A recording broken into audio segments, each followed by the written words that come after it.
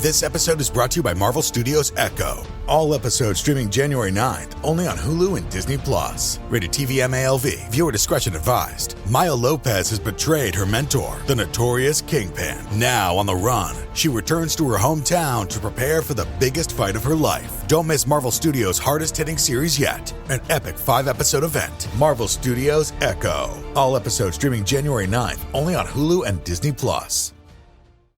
Join me, 48 Hours correspondent Erin Moriarty, on my podcast, My Life of Crime, as I take on true crime investigations like no other. This season, I'm looking into the labyrinth of crime and secrets within families. I'm cutting straight to the evidence and talking to the people directly involved, including investigators and the families of victims. Listen to My Life of Crime with Erin Moriarty wherever you get your podcasts.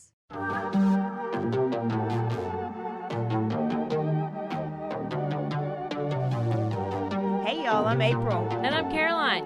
And this is your Bloody Happy Hour. Caroline, are you ready for this? This is your newest guilty pleasure. It's the bloodiest part of your week. Did we say something about it also being happy hour? Show did. Because we about to be sipping on some murder. Bloody Happy Hour.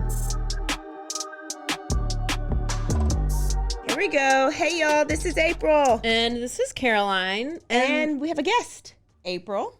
Oh my gosh, 2 Aprils. 2 Aprils. Number Girl, one, one cup. number two. Yeah, we're always April number 1 and number 2. So let me introduce April. So it's April. We went to school together. One of my best friends. We have the same-ish birthday and the same middle name. Say yay. Wait, y'all's birthdays are coming up then.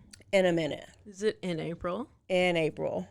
Are you really? For real? For real. Both of them are in April? She's the 3rd and I'm the 5th. It's a lot. That's a lot to deal with during that month. So it's St. Patrick's Day, y'all, when we're recording this, and me and April have a tradition of going to drink green beer at George's. So we're filming Ted Bundy first because it's her fave. It's your fave? Yeah. And her kids and her husband's. Oh my gosh. I hope I do it justice. Um, Also, can we tell them that this is a video too? Yeah, our very first. I don't know if we're supposed to look at each other or I don't like know either. camera or if this is going to go anywhere like that people can watch. I don't know. So, I don't know. Maybe this is just our practice. So, we're videoing. It's true. So, coming to y'all soon, you will be able to see Bloody Happy Hour on video. We'll tell y'all how to see that when we know. Yeah. Yeah. Did you get some new Dudes? Hey dudes? I did. Look how crusty and old mine are. They're old. Yours are looking real good. These are new. My brother gets them like almost half off. So, he brought me 2 pair the other I'm day. gonna need your brother to get me some. $25? What a deal. What's the deal? Well, maybe not half off. Maybe 40%. It's like 35. That's fine. I will deal with that.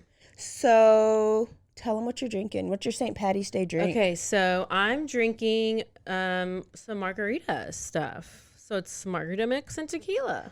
So your drink is green? Yes, I don't want to get pinched. I am drinking Crown Royal Green Apple. Green apple. But it's not green, but the bottle's green, so that counts. I mean, it's called green apple. Yeah, good enough. April, what are you drinking? I'm basic. I have She's a basic. beer in a green cup, though. That counts. Counts. That counts. Home Shack. I was so close. Thank you to Home Shack for our setup. Yeah. It's really nice. Yeah, I'm probably pee on it here soon. All I could do is cough or laugh. Which we found out that's exactly what your mom does, so it's good stuff right there. It is what it is. Can you tell them Wait, what you're watching? I really haven't been watching anything except for Ted Bundy. Because I've like been immersed into him. You even thought he was following you one day. He was. I mean, I saw. yeah. He literally, slug if you don't follow us on Instagram, that's disappointing. You should start because there was a beige, brown, tan VW bug behind me 2 days ago. Clearly, that was Ted Bundy because that's what he drives. Home Shack. Oh, there you go. Oh, thank you. 5 minutes late. That's okay. So I've been watching that, and that's really all.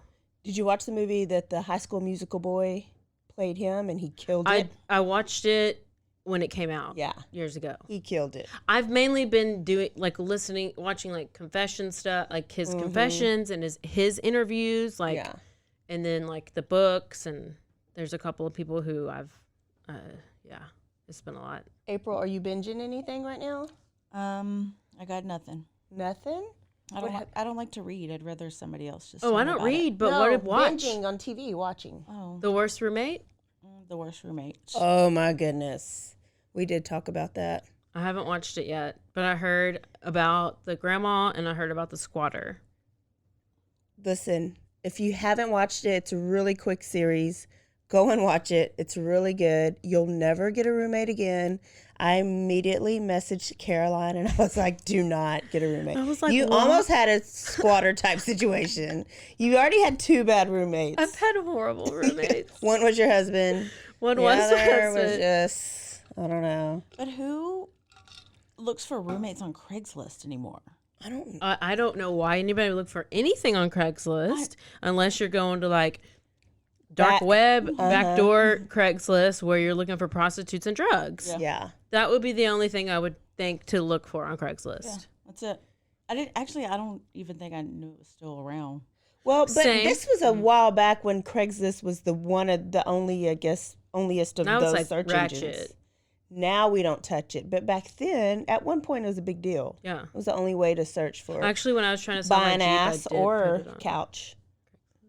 Yeah, a couch that's been like Peed on. peed on yeah. and like, sexed on and all this stuff with the But stains. it's free.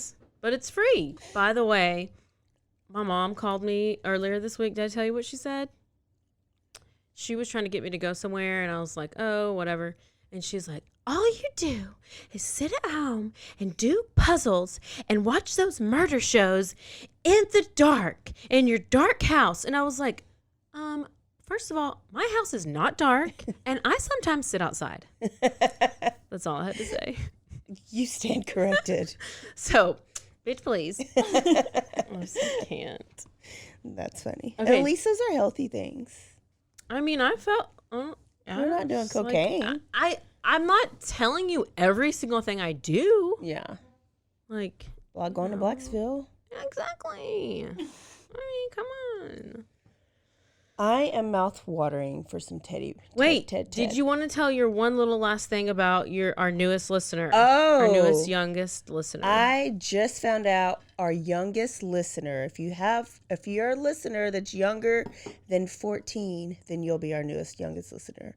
But my cousin called me today and said that his daughter, Sophie, loves true crime, wants to have a career as CSI investigator, and wanted to hear some true crime podcasts.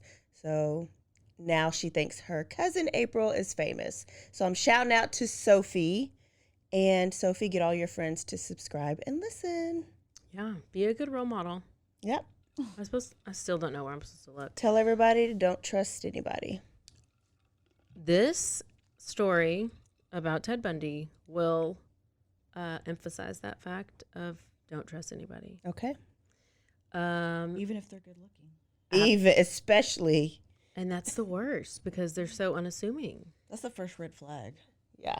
Well, Good looking, red flag, something's wrong. White, male, good looking. And who was my first husband? Literally Ted Bundy. Literally, that's exactly how April described him. Okay, so we're doing Ted Bundy. Okay. I just have to start off with this clip. I can't resist it. Okay. Let's see if it's in there. I'm going to do the... Okay, I just said that the Hawkins girl's head was severed and taken up the road about 25 to 50 yards and buried in a location about 10 yards west of the road on a rocky hillside. Did you hear that? How do you found damage to the head? Okay. The jaw in particular. I'm going to play the rest of that clip in a little bit, but that's just a little piece of Teddy. Is that why you used to whisper when we first started our podcast? What are you talking about, April? That's just how I talked. Okay. I'll bring it up when we get there. So this is a little pregame. During the summer and spring of 1974, police were in a panic. Women across colleges in Washington and Oregon were disappearing. Crazy. They were just going missing. So there were a few leads, but in just 6 months, 6 women had been abducted. And it reached the high point when Janice Ott and Denise Naslin disappeared in broad daylight at a crowded beach at Lake Sammamish. I love saying Lake Sammamish. These abductions would lead to the first real break in the case. The day that Ott and Naslin vanished, several other women remembered being approached by a man who tried and failed to lure them to his car. They told authorities about an attractive young man with his arm in a sling, that his vehicle was a brown or beige Volkswagen Beetle, so a bug, and the name that he gave the women was Ted. So after releasing the description to the public, police were contacted by 4 people who identified the same Seattle resident as Ted Bundy. So he actually described himself to Ann Rule as the most cold-hearted son of a bitch you'll ever meet. Wow. So let's go back to his early life. Do you know much about his? So, I've read the book, but it's been a long time. I did a little bit of a touch-up a couple, when we knew we were going to do serial killers, but I haven't heard the whole story in a while. Do you know about his? It's been Same. a while. Yeah. So I known about just surface, even when you first brought him up, because when you said I was married to Ted Bundy, Yeah. I was like, oh, who's that? Nobody else in the world would ever say that. So I knew, and then eventually I knew some things, but when you dive deep, and there's a lot about him. And this is why this is going to be at least a 2-part series, because you can't leave stuff out. Can't skimp on Teddy. You can't. He's probably the most, if he was compared to the Jack the Ripper. I think he's the most popular. Because of how he would go about getting them and how he would get so many people, because they wouldn't be scared of him. He wasn't scary. Yeah. And I thought I was like, he's not even that scary. But then when you go and you get in, know him, he's the scary. I mean, he's awful. Yeah. Horrible.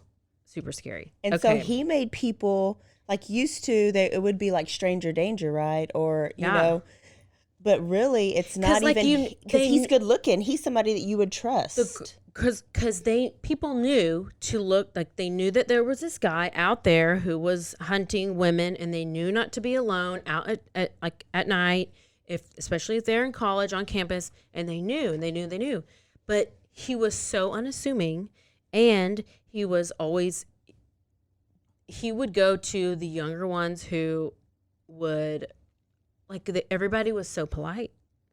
And if this guy is walking around and he has a sling or he has crutches and he just needs help carrying a briefcase or a book, you're oh yeah, let me just help you. Mm-hmm. But would you help him? Not anymore. Don't help anybody. So early life. So he's good looking. He's extremely evil. Not Dirty Chad. Don't get it twisted. But a close relative, Ted Bundy. He was born Theodore Robert Cowell, November 24th, 1946, to Eleanor Louise Cowell. So she goes by Louise.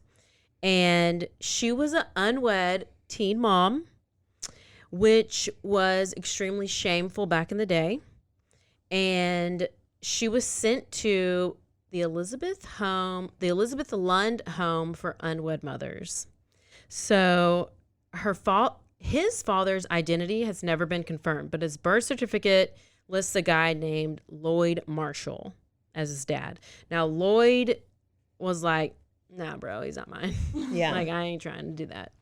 So then Louise was like, she claimed that she was seduced by some war veteran and that his name was Jack Worthington, okay, who apparently abandoned her after she became pregnant with Ted. So unfortunately, they were never able to confirm that Jack ever existed. And so once Louise had returned home from this like teen mom shame camp or whatever, that they had made an arrangement to where Ted was to be told that his grandparents were his parents and that his mom, Louise, was his older sister. Okay. Got all that? Yeah. So the grandparents told people in town that Ted was adopted from an orphanage because they needed a story to tell people. And there were also rumors that Ted might be fathered by Louise's own father, Samuel Cowell. So that would be some incest. So she's sister mama. Sister mom. Yes. Mm. Okay. So, What if but he had a little bitty penis like tiramisu? oh my gosh. Ew. Like That little pencil. pencil dip. Remember? Yeah. Ding, ding, ding, ding. Could be. So, but there's no evidence to support this. This is just what people assume or think or have come up with. So the first 3 years of his life, he lived in Philadelphia with his grandparents who raised him as their son. He eventually discovered the truth, and I've heard two different stories. I've heard that one of his cousins showed him a copy of his birth certificate, called him a bastard. They were like, oh, hey, this is what's really happening in your life. But according to the book, with Anne Rule's book, she said, which I'll tell you more about her in a little bit, she knew Ted Bundy personally, and she believed he didn't find out until 1969 whenever he located his birth record in Vermont. And like Ted had expressed like resentment towards his mom for never talking to him about his real father and for leaving him to find out the truth all by himself. So it's either one of those, like I said, multiple. And it's crazy. One teen pregnancy was that big of a deal. Now we like watch it on show all It's the time. teen It's a mom. big deal. Yeah. And it like now we have daycares in high school so that these teen moms can come to school and their kids can go to daycare at the same school. Like it just happens all the time. But the fact that he found out he was a bastard, and which is the term they used then, Yeah. and it was a big deal.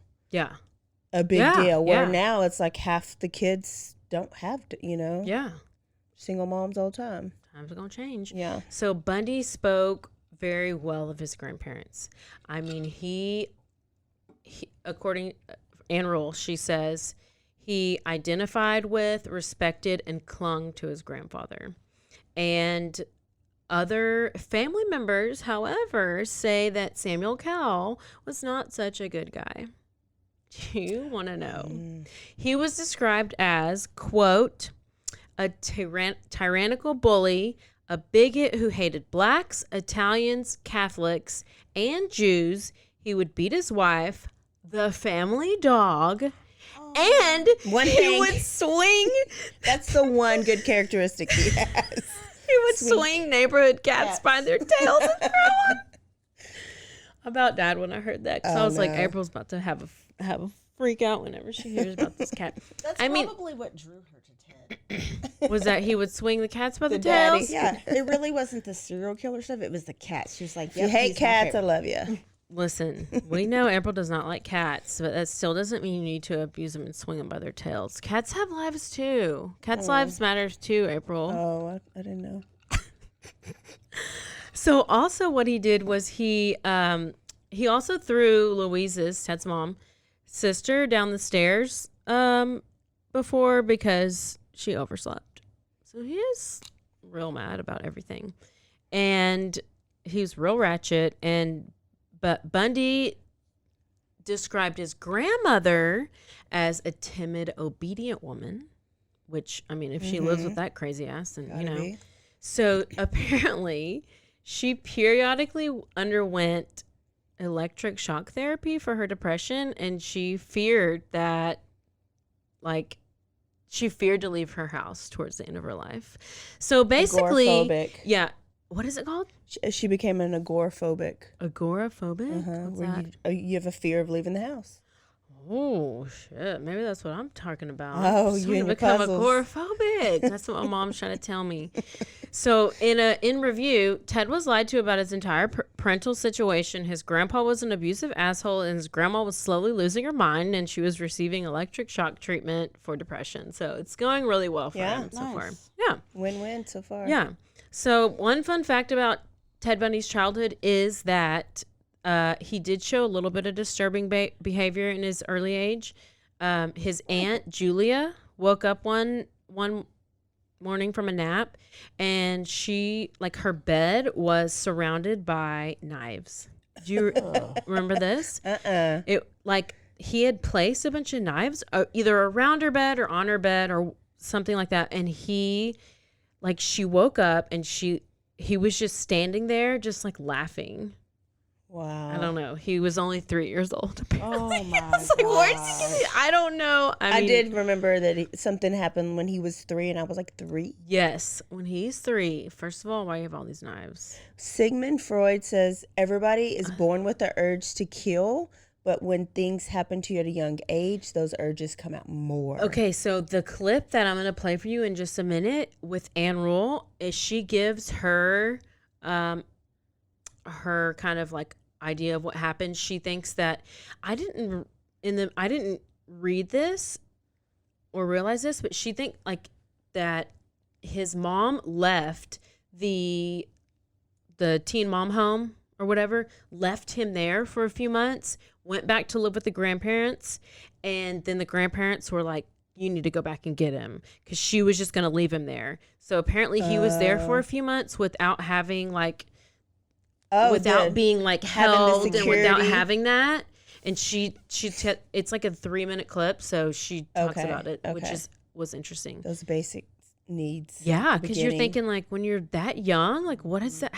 What does that do? But I guess if you're not swaddled, Yes, skin. you know what? That's why everybody should breastfeed. But yeah, but do you need to have skin to skin when you're 37?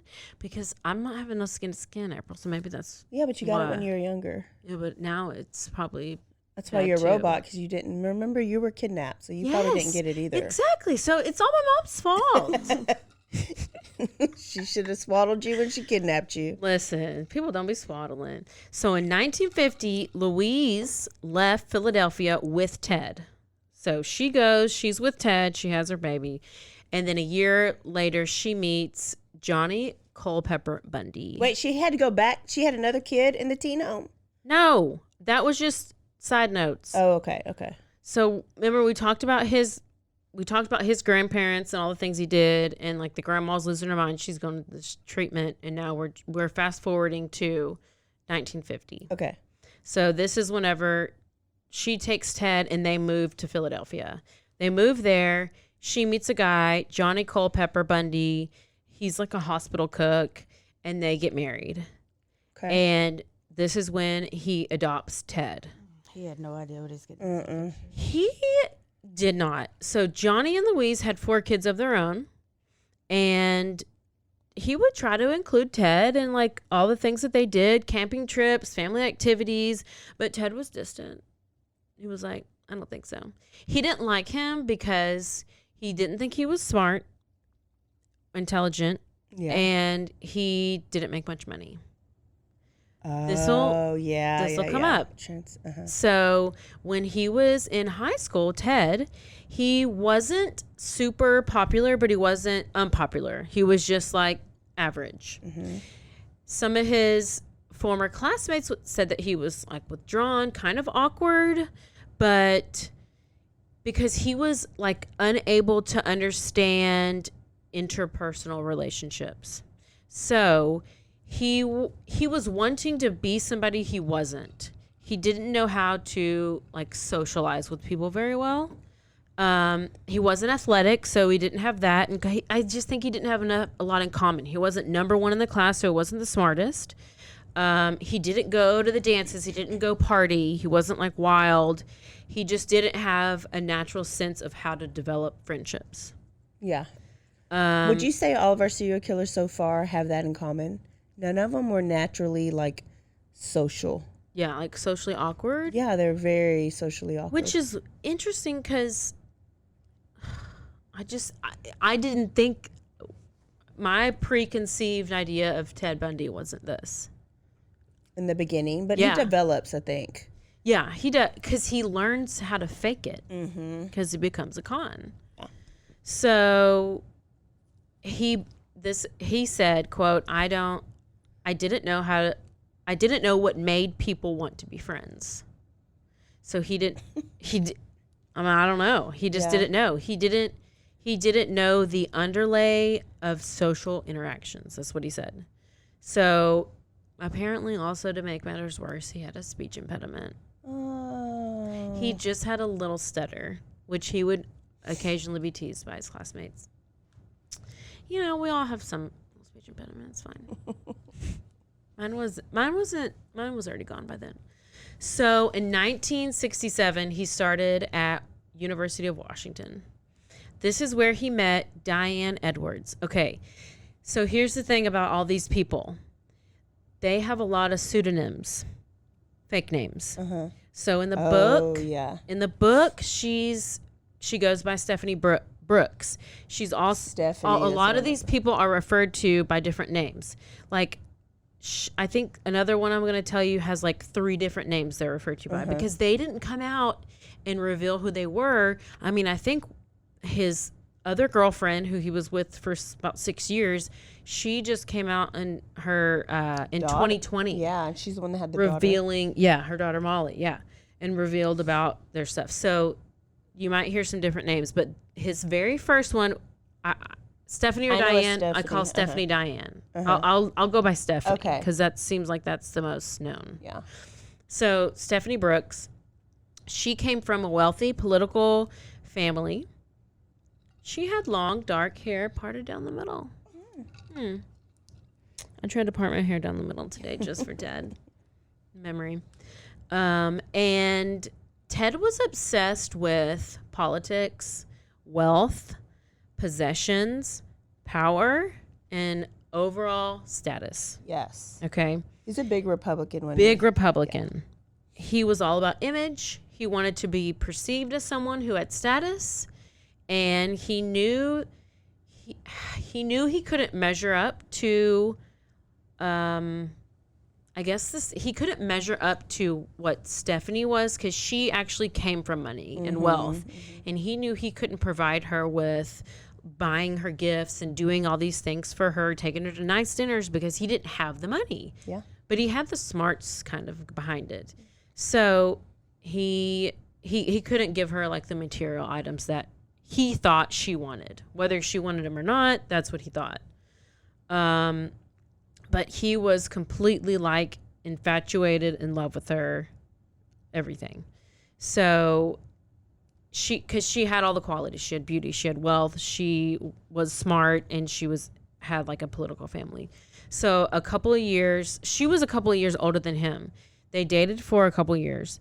And then it was time for her to graduate, and he still had years left. And so she was like, well, I actually have to move away, so Deuces. Bye. Bye. And she broke up with him, and this was like a major hit to old Ted. So she said he lacked ambition and was immature. Yeah.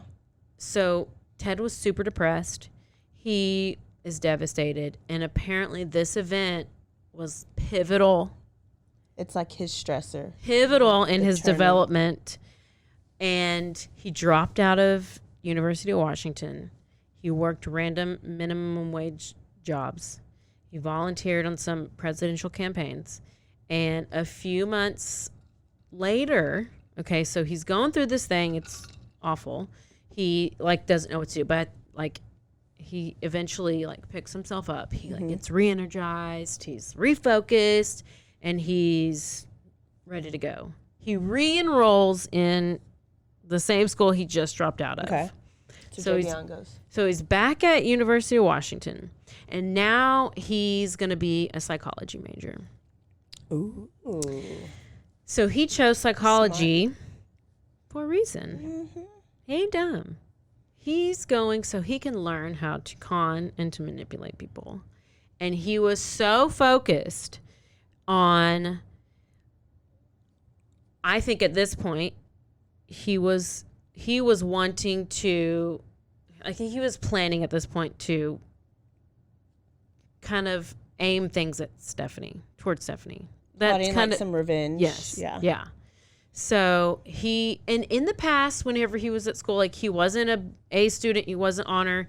Well, now he's an honor student. Like he's done really well. The professors and the teachers are like, oh, he's like, they would give him props, all these things. So he's doing good now, right? Yeah. He's doing good. So that was 1967. All right. Stephanie comes, she goes, it's 1969. So this is whenever he's re-enrolled, and now he meets Liz Kendall. Second one. Okay. Her real name is Elizabeth Clofer. I don't know how to say it. She also goes by Meg Anders and Beth Archer, or those are the names that have been used. These are so random names. So she's a single mother. She's from Utah. She has a 3-year-old at the time. She worked as a secretary at the University of Washington School of Medicine. And when they started dating, the daughter Ted became a father figure for the daughter. And they had a 6-year relationship. It's a very tumultuous relationship, up and down. Lots of stuff happened in here. Yes. So she admitted in that Prime series that she was on that she became, okay, this is so interesting. She became very dependent on Ted. She said, I handed my life to Ted and said, here, take care of me. Like she wanted to be taken care of, which I can relate. Yeah. She became more and more dependent on him. She said that they would be getting along 1 minute, and then the next minute he's like slamming the door. Like she would spend hours trying to figure out what did she do wrong when she did nothing wrong, and then he would suddenly like be warm and loving and give her attention, and that's what she wanted. She wanted, needed, and craved that attention from him. And even though it's almost like there's the bad times, but the good times always overrun the bad times. Yeah. So you always go back to, oh, well, I did feel needed for, and I felt cared for, and so let me just focus on that. Yeah. So 1974. So they've been dating for about 5 years. And she started to get suspicious of Ted. And this was mainly after she started seeing a few news reports. There was some people getting murdered, some people getting raped, and 2 of these women were in the Seattle area. So apparently witnesses had mentioned the name Ted, and they mentioned Volkswagen Bug, and she said she kind of was like, oh, I think that sounds familiar. Yeah. But April, love makes you do crazy things. Oh, God. So Liz was reluctant to believe that her boyfriend could be a cold-blooded killer. So 40 other women die. Listen, it wasn't 40 at that time. She needed that skin to skin. According to her biography, she questioned Ted about some of his strange behaviors. For example, apparently she found a bowl of women's underwear, a bunch of bandages, casts that he would wear. Yes. Pretending to lure in his victims, a knife in his car, and that some nights he would have driven like hundreds of miles. One night she said he drove to Colorado. He had said he drove to Colorado to de-stress. Okay. So, but every time he used his intelligence and his charm to convince her that everything was normal, and she believed him. But then she finally, I don't know what the last straw was, she finally became so suspicious that she did go to the police. And we'll bring this back in a little bit whenever she like called a tip line. Remember the tip line, because I'll bring that up in a little bit. And she had tried to turn him in, but at that time there wasn't enough evidence on him. Like that, the stuff that she had at that time, it couldn't place him, you know, with the stuff. So, and it was like 4 years later, I'm kind of jumping back and forth, but like this is 1974, but then she says 4 years later in 1978, she remembered that he had called her from prison. Spoiler alert, if you don't know, he goes to prison. She's starting from the end and going back to the beginning. So working backwards. I know, it just went with it. So like he had admitted that he did try to kill her. Oh. Liz, which I had no idea. She said that he called her. He said, I tried to kill you. Like he closed off the chimney in their house and lit the fire. And that he would hope that the fire would slowly kill her, like the poisonous fumes from the fire. But it's weird because he goes back and he says anybody who he met or that he knew longer than 20 minutes, he wouldn't try to kill somebody who he really got to know. Yeah. So, but at times, his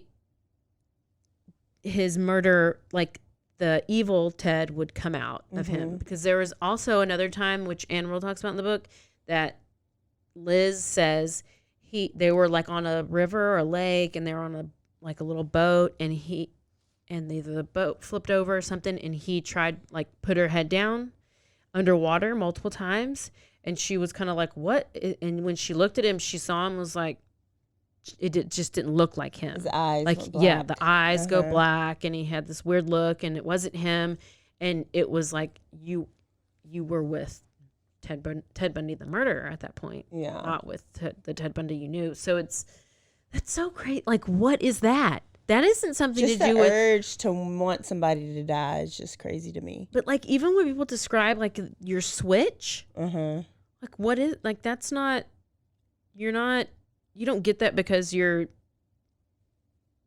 have like a weird childhood issue. I mean, like, what is that? I don't know. So deep. So I know I've jumped a lot, but we were talking about 1974, and I'm going to go back again to 1971. Okay. But this is whenever Anne Rule worked with Ted. Yes. So Anne Rule is the author of the book. Amazing true crime The Stranger author. Beside Me. And she worked at Seattle Suicide Hotline Crisis Center. And also Ted Bundy worked there. So that's where they met. They met at the suicide hotline. Basically, they would answer the phones for people who are wanting to commit suicide and talk them down from committing suicide. So Ted's trying to save lives. At the same time, he is killing people. But in 71, he wasn't on his tumultuous rampage. So in 74, y'all better get your notes out, get your pens out, and get ready, because 1974 is his year. Okay. That is whenever he goes beyond. However, there's other murders previous that aren't necessarily like, they're not known to be like, they're assumed or whatever. Okay. They think that he murdered this time and this time and this time, but they don't know for sure, because whenever he was confessing, he never really like, you had to pull it out of him. They had to pull it out. That's what I didn't like about him. Yeah, that's why he was so annoying. But I'll give you more on that because I got so much. So he met Anne Rule, worked alongside of her, and at the time, so she was an aspiring. She previously worked as a police officer for Seattle. I did not know that she was a police officer. And then she was an aspiring crime writer, which obviously she wrote several amazing books. And this book that she wrote was a biography on Ted Bundy. And so what's interesting is that she said she never saw any disturbing things out of him.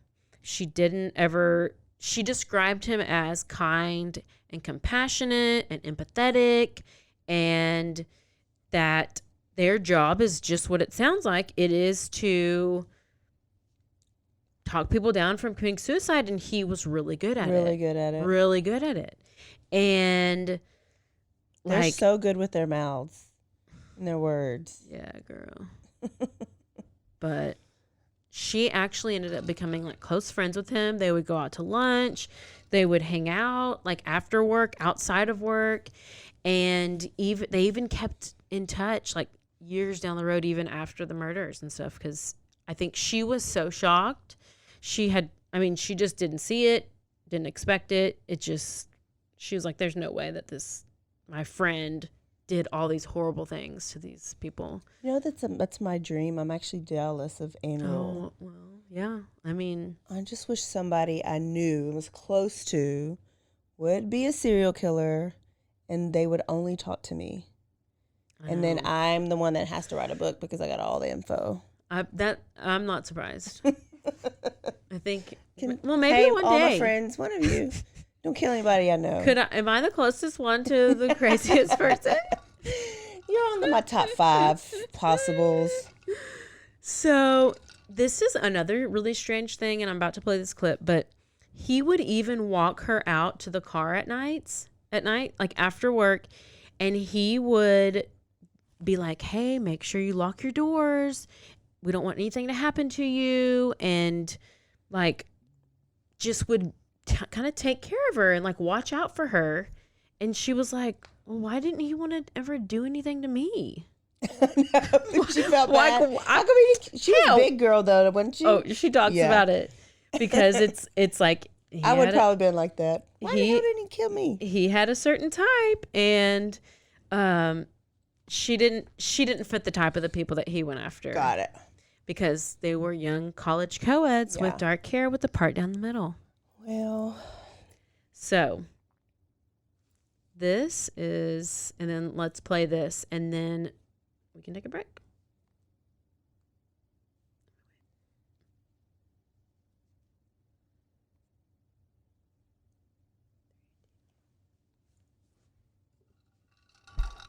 oops. Just for safety's sake for a long time. When you wrote the book Stranger Beside Me about Ted Bundy, use your own name, obviously. I did, yeah. Okay. Just the fact that this is a guy, as you mentioned earlier, that treated you very well. Yes. Liked you, was protective. I think so. You know, he had, his victims had to be someone he didn't know. He told Bob Keppel, the detective, longtime detective, once that if he talked to them, a woman, for more than 20 minutes, then she was no good as a victim, because victims had to just be objects. He didn't want to have any emotional connection. So I probably was as safe as in my mother's arms. Also, he liked slender co-eds with long dark hair parted in the middle. Well, I haven't been slender since I was 4. and I have red hair, which is slowly turning to silver. So I think he liked me, but I think he also used me. He certainly did later on. He wanted to use me as a conduit to the TED task force up here, because he didn't want to talk to them directly, but he wanted to send messages. Did you ever figure this guy out?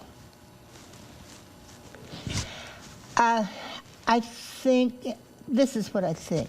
I think Ted was a child of incest. I think his grandfather, who had a maniacal temper, was really his father. There have been a couple of men's names bandied around as having been his father, but his mother didn't date anybody.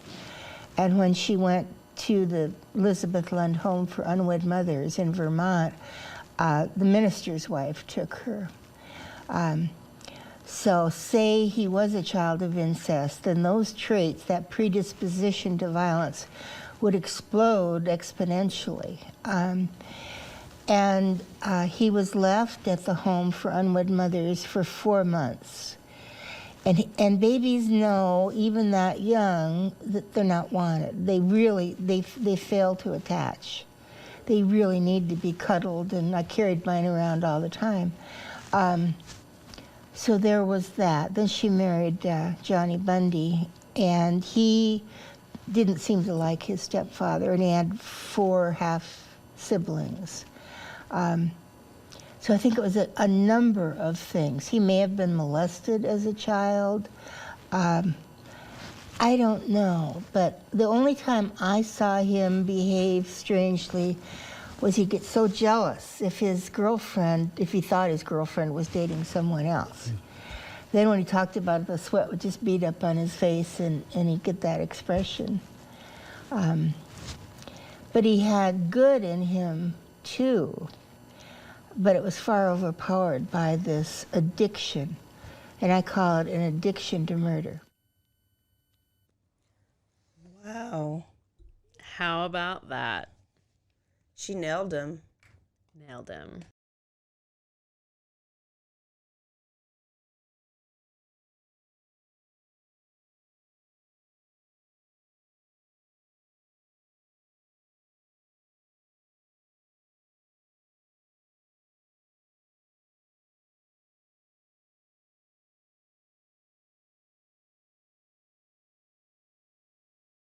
After graduating from University of Washington in 1972, he threw himself into politics. This is crazy, he was appointed to the Seattle Crime Prevention Advisory Committee. It's not safe to do that with Ted Bundy. He was eventually hired as an assistant to this guy called Ross Davis, which this guy was part of the Washington State Republican Party. And this Davis described Ted as like smart and aggressive, and he was a believer in the system and blah, blah, blah. And then in early 73, Ted was accepted into Seattle University Law School and University of Utah. Yeah. And there's also this Puget Sounds school that I hear.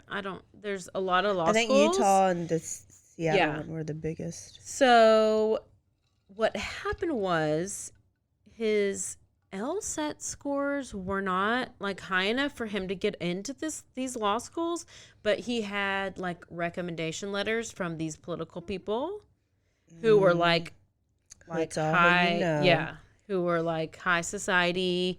And so even though he was like embarrassed and like upset with himself, he was like real mad at himself for not being able to get in.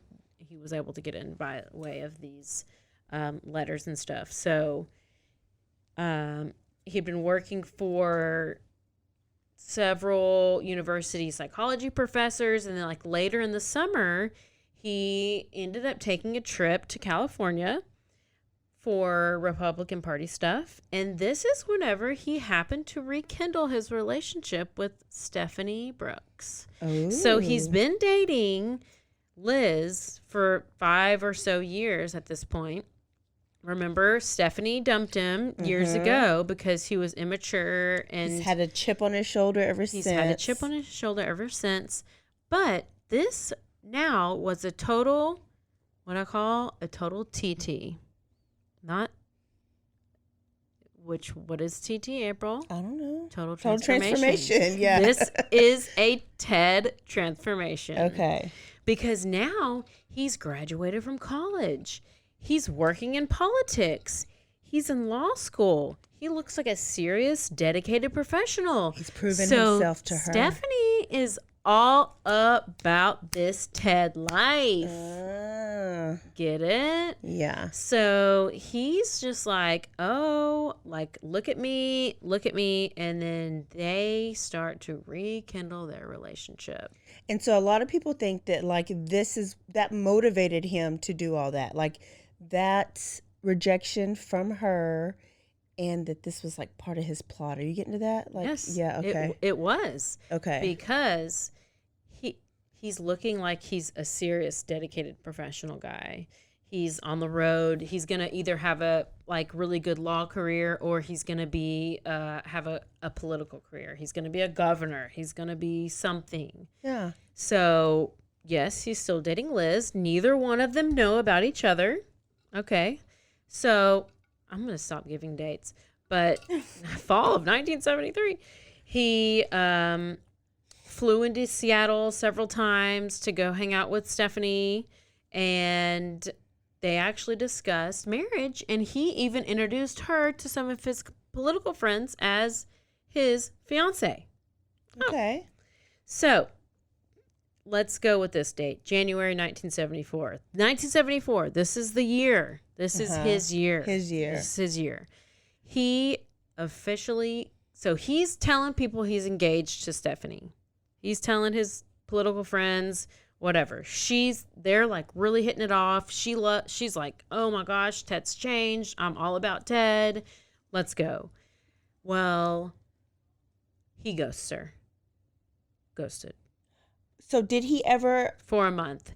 No calls, no letters. Okay. Ghosted. She's like, what the heck? What's going on? Haven't talked to him. He's not answering my phone calls. He's gone. Okay. No explanation.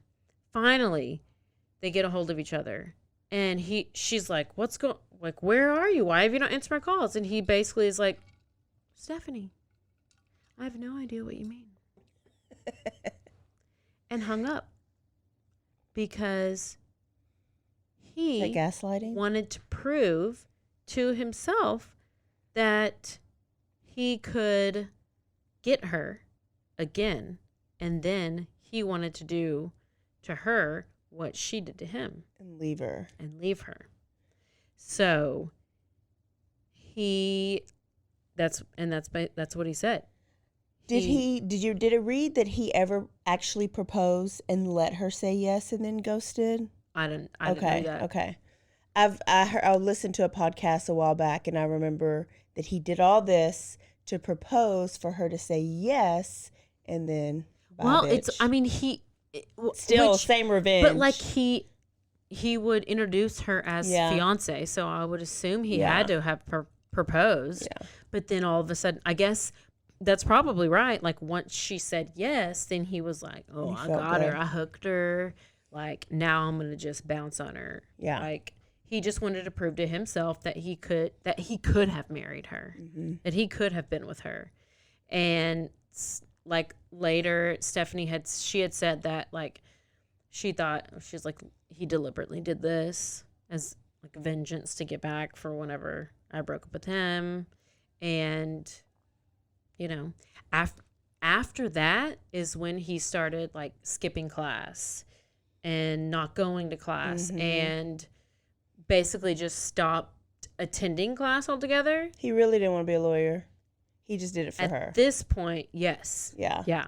I think he just did it to prove to her. So at this point, that's whenever all these women started to disappear. How about that? So we're in 1974. And I have some notes because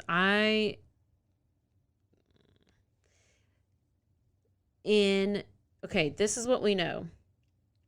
In 74, he killed several people. And he may have killed some people in 72, may have killed some people in 73. But in this year, which I'm about to go through, he launched himself into unrelenting murder that he was never coming back from, and he was okay with that. Okay. So I did read another book, or I listened to another book. I think it's just the Ted Bundy murders. Keith Sullivan, maybe was his name, Kevin Sullivan, I can't remember. And he gave a really good like description of Ted. So at this point, he knew that he was. I'm quoting him. He knew that even though he was a law student, that he would never become a lawyer. He was never going to get married. He was never going to have kids, and he was going to continue murdering. Like that.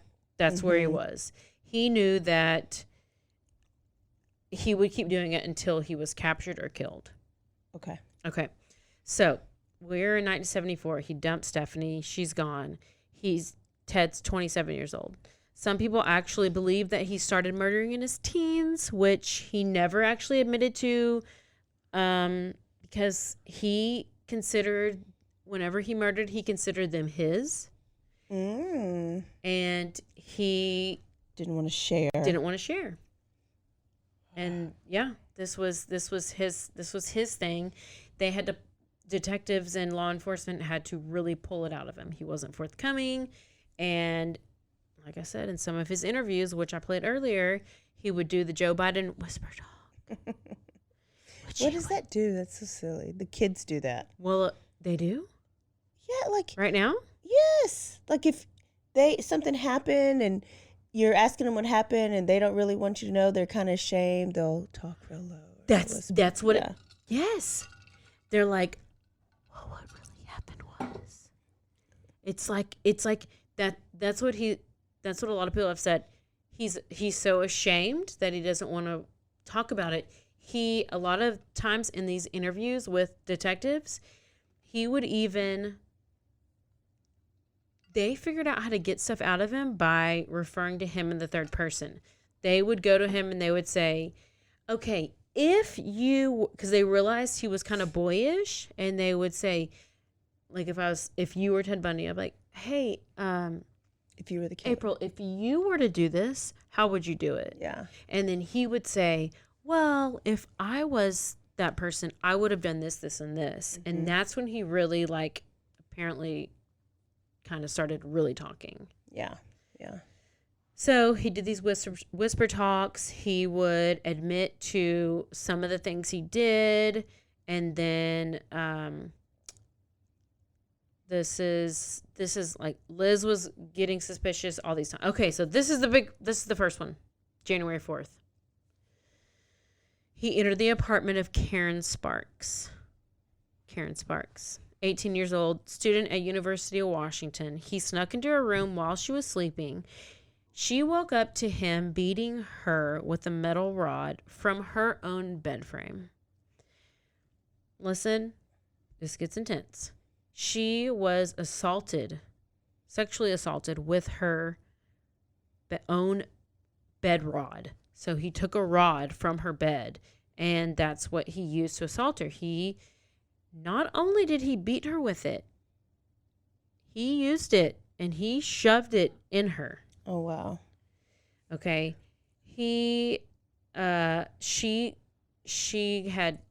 internal injuries. She was unconscious for 10 days, but she survived. Okay. I didn't know this till I did this. The extent of her injuries resulted in permanent brain damage. She had significant loss to vision, hearing, and the words that she said, this is how she described what happened. He came into my room, took a bed frame off of my bed, smashed my skull, and he probably used the same bed frame and smashed it into my vagina and into my bladder. My bladder was totally split. She said that it took nearly 20 hours for her roommate to discover her. And she said, Bob thought I was still sleeping. It was horrible for him to find me that way. Who's Bob? Bob's her roommate. Oh. She said, quote, I have a horrible ringing in my ears and it's constant. So she's still alive. She was on the Prime series. I think she was interviewed, and she can still talk. She can still talk coherent. She has epilepsy now, but she's like scarred. Yeah. Almost like, it's horrible. Yeah. Awful. So from there that was January 4th. And then we're on February 1st. Okay. Linda Ann Healy, 21 years old, from Seattle. Ted Bundy broke into her basement apartment room, and she was also an undergraduate at University of Washington. She was she's a morning broadcaster, at a radio station. So she would always get up early, go to work. She never, we get up early, go to camp. You don't make your bed, you just go, and then you come back, and then later you'll do that stuff. So she would do the morning weather reports for skiers. So we broke into her room. She had 4 other roommates. And this was whenever it was the walls are paper thin. Mm-hmm. How do you not hear anything? He used a crowbar, beat her unconscious. This is one that's one of the big ones. She started bleeding. He takes off her nightgown that she's wearing, puts it in the closet, makes up her bed, and dresses her redresses her in jeans, a white shirt, and boots, and then carries her out the window, either the window or whatever is close to the stairs. And then when she no-showed at work is whenever they're like, oh gosh, like, where is she? Yeah. And then she no-shows at work. They call the house, call the roommates. The roommates go into her room. They don't notice anything because they're like, well, I mean, her bed's made. Like, it looks fine. Like, I don't notice anything. And then they finally, when they called the police because they hadn't seen her in days. The police come. They open the bed, and that's when they notice the blood. All the blood. Soaked sheets, the blood. I mean, everything. Wow. And they're like, oh my gosh. Eventually, her body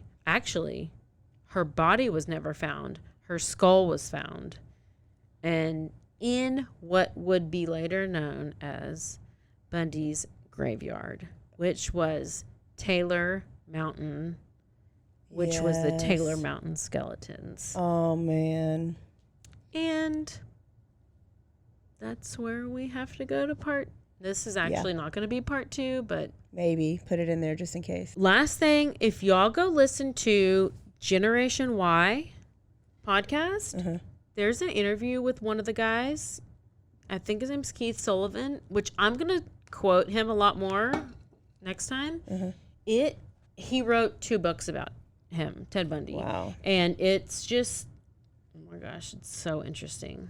I'm going to go into it more, but wow. This could be whatever. So, Part 2, yeah, not listen, part 2. You got to have your patience with Ted because he is so much. So you got his whole background, and it makes you understand, like, why they do what they do, who they choose to kill, why they kill, how they kill.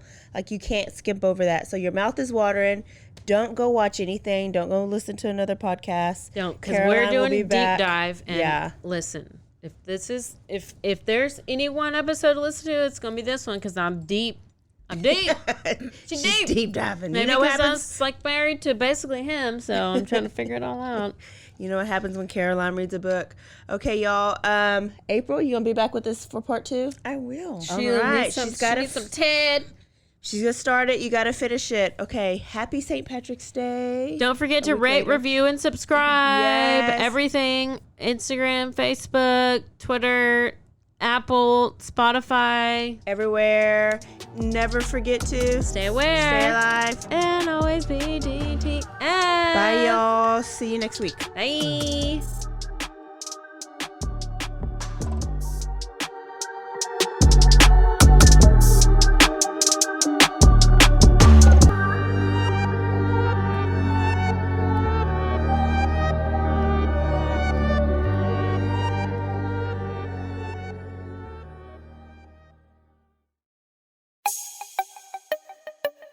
This has been a Rogue Media podcast.